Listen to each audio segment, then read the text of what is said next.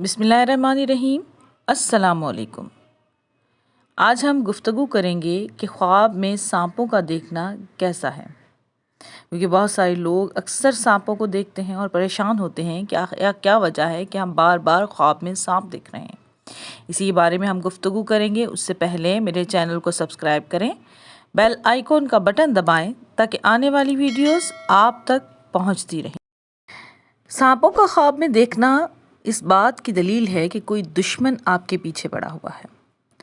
जितना बड़ा सांप होगा और जितना मजबूत होगा, ताकतवर होगा, इसका मतलब ये है कि आपका दुश्मन भी उतना ही ताकतवर है।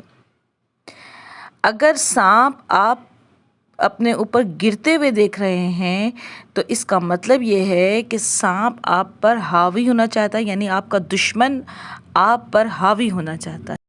अगर आप घर में सांप देखें तो इसका मतलब ये है कि आपका दुश्मन आपके ही घर में मौजूद है। अगर कोई सांप आपको काट लेता है तो इसका मतलब ये है कि आपका दुश्मन आपको नुकसान पहुंचाने वाला है और वो नुकसान पहुंचा के रहेगा।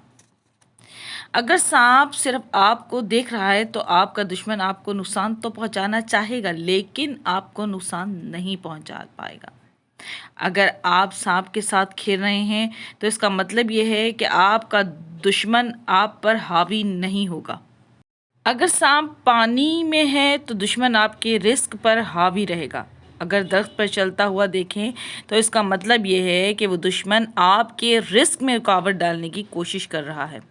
अगर आप ये देखें कि आप सांप का गोश्त खा रहे हैं तो इसका मतलब है कि आपको दुश्मन से फ़ायदा पहुंचेगा, माल मिलेगा, लेकिन वो आपका बेजा सर्फ हो जाएगा।